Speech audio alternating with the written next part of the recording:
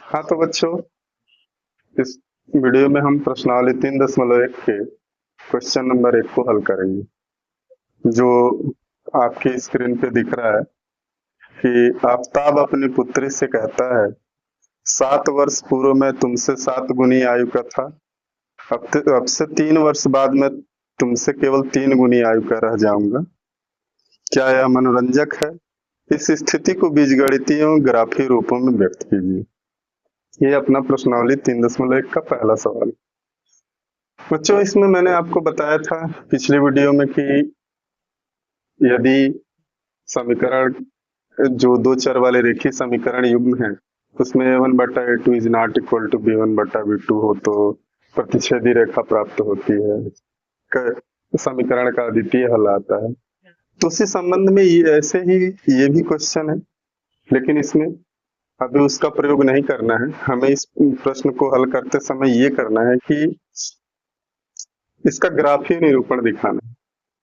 तो आइए देखते हैं, हल करते हैं इस क्वेश्चन। इसमें कह रहा है कि आफताब अपनी पुत्री से कहता है, 7 वर्ष पूर्व मैं तुमसे 7 गुनी आयु का था। तो माना माना आफताब की वर्तमान आयु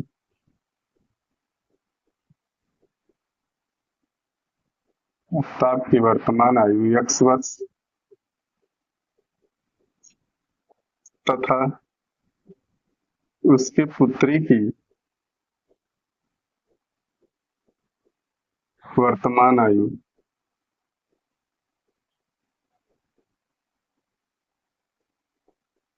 y वर्ष है। आफताब अपनी पुत्री से कहता है कि 7 वर्ष पूर्व मैं तुमसे 7 गुनी आयु का था। तो हम 7 वर्ष पूर्व की आयु निकाल लेते हैं। जैसे मान लीजिए इस समय किसी की वर्तमान आयु यदि 10 वर्ष है, वर्तमान आयु 10 वर्ष है, तो 7 वर्ष पूर्व वो कितने वर्ष का रहा होगा? तो 10 वर्ष में से 7 वर्ष घटा लेंगे, 3 वर्ष आ जाएगा। उसी तरह से आफताब की जो वर्तमान आयु है x वर्ष है, तो 7 वर्ष पूर्व ये कितने वर्ष का रहा होगा? तो यहाँ पे लिखते हैं 7 वर्ष पूर्व। 7 वर्ष पूर्व आफताब की आयु, आफताब की आयु कितने की हो जाएगी? x माइनस 7 वर्ष हो जाएगी। और उसके पुत्री की आयु हो जाएगी, उसके पुत्री की आयु हो जाएगी y माइनस 7 वर्ष। y माइनस 7 वर्ष, ये 7 वर्ष पूर्व की आयु निकल गया।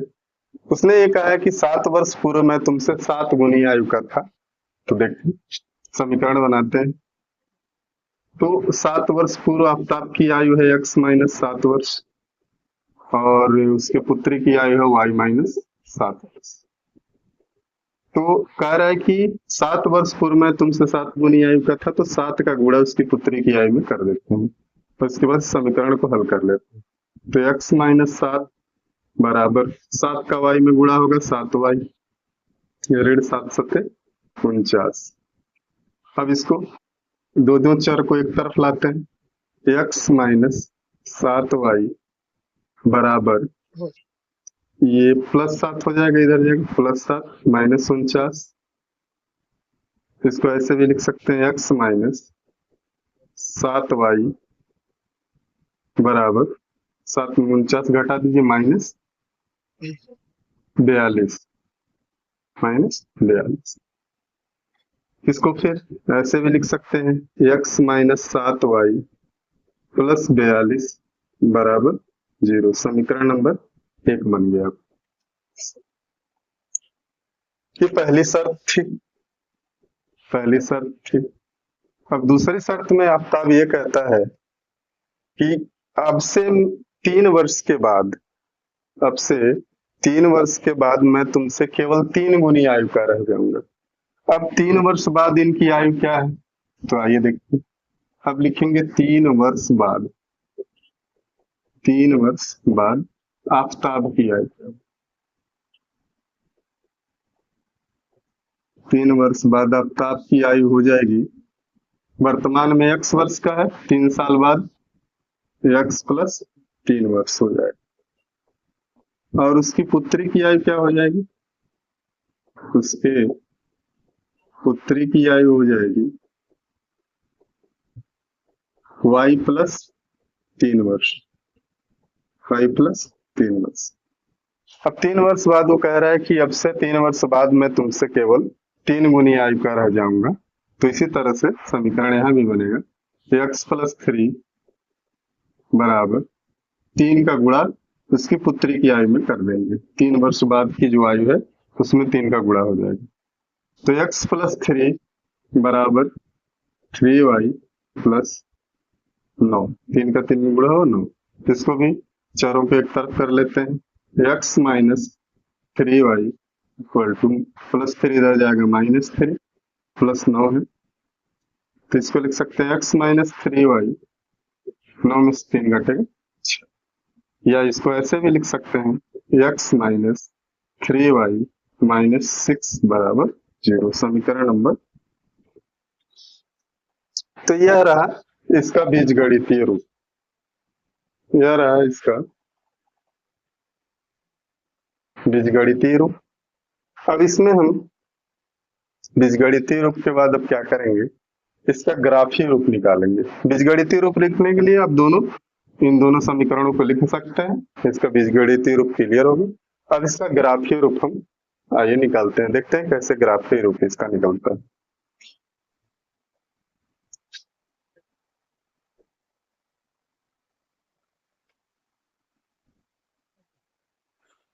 तो बच्चों क्वेश्चन नंबर 1 का जो प्रश्न है तो उसका आप ग्राफीय रूप निकालेंगे। जो अभी मैं समीकरण बना है, समीकरण नंबर 1 और समीकरण नंबर 2, इसी से हम इसका ग्राफ बनाएंगे।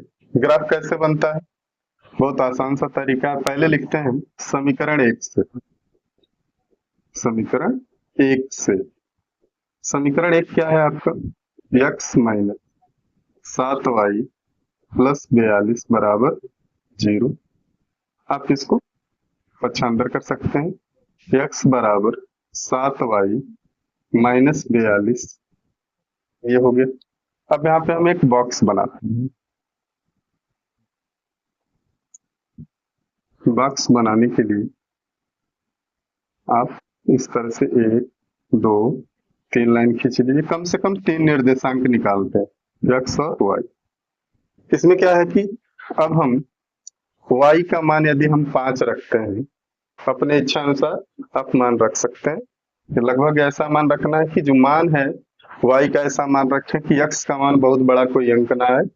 तो y का मान यदि हम 5 रखते हैं तो 7 5 35, 35 माइनस 42 हो जाएगा -7, 35 माइनस 42 -7 हो जाएगा। यदि हम 6 रखते हैं तो 6 7 42, 42 या y का मान 6 रखने पर 6 7 42, 42 में से 42 घटेगा 0 हो जाएगा। फिर y का मान हम यदि 7 रखते हैं तो 7 7 49, 49 में से 42 घटाएंगे तो आ जाएगा 7, 49 में से 42 घटेगा 7 आ जाएगा। अब समीकरण 1 के जो निर्देशांक निकले उसको हम ऐसे लिख लेंगे, समीकरण 1 के निर्देशांक, समीकरण 1 के निर्देशांक क्या होंगे कि -7, पहले x वाले को लिखते हैं फिर कामा लगा के y वाले को, 0 6 7 7, ये समीकरण 1 के निर्देशांक हो गए। अब आते हैं हम समीकरण नंबर 2 से, समीकरण 2 से। समीकरण 2 है x माइनस 3y माइनस 6 बराबर 0। इसमें दो पदों को एक तरफ ले जाते हैं, x बराबर 3y धन 6 हो जाएगा। यहाँ भी एक बॉक्स बना लेते हैं, ये हो जाएगा इस तरह से, यहाँ पे x लिख दी, यहाँ पे y लिख। अब हम यदि y का मान -1 रखते हैं, -1 तो 3 1 ऋण 3 हो जाएगा, ऋण 3 और धन 6, 6 में से 3 घटेगा तो 3 आ जाएगा। ठीक, ऋण 1 रखने, 3 गुणे ऋण 3 धन 6, 6 में से 3 घटेगा 3 आ जाएगा। ऋण 2 रखते हैं y का मान यदि, तो 3 दूना ऋण 6 हो जाएगा, और ऋण 6 और धन 6 क्या हो जाएगा, 0 हो जाएगा, x का मान 0 आ गया। अब इसी तरह से y का मान ऋण 3 यदि हम रखते हैं तो 3 तरीके ऋण 9 हो गए, और 6 में से -9 करेंगे, +6 -9 तो हो जाएगा -3 हो जाएगा।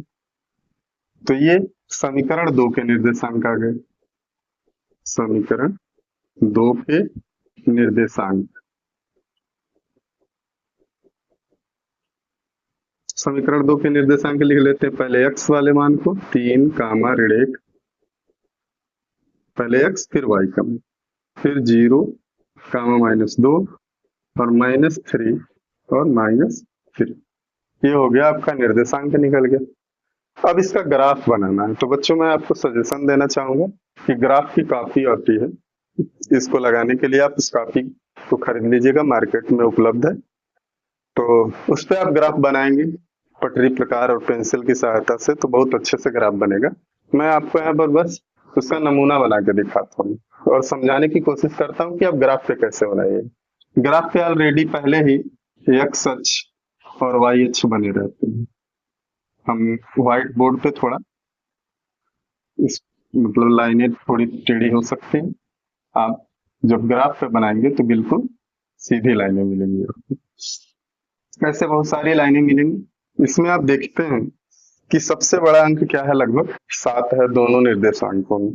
तो उसी के अकॉर्डिंग हम पैमाना जो होता है, पैमाना मान लेते हैं कि एक कॉलम बराबर जो होता है, चाहे 1 सेंटीमीटर बराबर 1 मान लेंगे। ठीक, तो ये जो x अक्ष x डैश y डैश, ये से पहले कर लेते हैं। ये जो बिंदु होता है इसे मूल बिंदु कहते हैं, इसका निर्देशांक 0 होता है, और 1-1 सेंटीमीटर पे आप बिंदु को निर्धारित कर लेंगे। करीब 7 से 8 बिंदु लगा लेंगे, क्योंकि सबसे बड़ा निर्देशांक जो है वो 7 है। तो मैंने यहाँ पे लिखा है 1, 2, 3, 4, 5, 6 और 7। ठीक, ये x अक्ष पे ले, उतनी ही दूरी पे ऊपर 1, 2, 3, 4, 5, 6, 7, 8 ग्राफ में बिंदु बने होंगे, आप उस पर अच्छे से लिख सकते हैं। 1, 2, 3, 4, 5, 6, 7, 8। इधर जो होता है ऋणात्मक होता है, 1, 2, 3, 4, 5, 6, 7। इसको आप लिखेंगे ऋण 1, ऋण 2, ऋण 3, ऋण 4, ऋण 5, ऋण 6, ऋण 7। ठीक, उसी तरह से नीचे भी ऋण 1, ऋण 2, ऋण 3, ऋण 4, ऋण 5, ऋण 6, ऋण 7, ऋण 8, जहां तक ऋण 1, ऋण 2, ऋण 3, ऋण 4, ऋण 5, ऋण 6, ऋण 7 और ऋण 8। ऐसे आप बिंदु ग्राफ पे लगा लेंगे। उसके बाद समीकरण 1 के निर्देशांकों को देखते हैं। ऋण 7 और 5 है। ऋण 7 का मतलब x अक्ष पे ऋण 7 और y अक्ष पे 5। x अक्ष पे ऋण 7 यहाँ पे है, y अक्ष पे 5 यहाँ पे है। तो दोनों का जो कटान बिंदु होगा ग्राफ पेपर पे लगभग एक सीध में, जहां पे ये बिंदु आएगा ऋण 7 और 5 पे, 5 की सीध में 7 की सीध में, यहाँ पे आप लिख लेंगे ऋण 7 और 5। दूसरा है 0 और 6। 0 यही होता है, और ये x अक्ष का है, और y अक्ष पर 6, ये वाला आपका दूसरा बिंदु होगा 0 और 6 का। तीसरा बिंदु 7 और 7, x अक्ष पे भी 7 और y अक्ष पे भी 7। तो ये 7 और ये 7, लगभग आपको यहाँ पे बिंदु इसकी सीध में मिलेगा, इसके सीध में, और ये यहाँ पे 7 पे ऐसे मिलेगी। इसका निर्देशांक हो गया 7 और। अब हमें करना क्या है, इंच पटरी लेनी है और इन तीनों बिंदुओं को इंच पटरी की सहायता से मिला देना। ठीक, व्हाइट बोर्ड पे जो मार्कर है थोड़ा फिसल रहा है, इसके कारण लाइनें सीधी नहीं, आप उसको बनाएंगे तो ऐसे बनेंगे।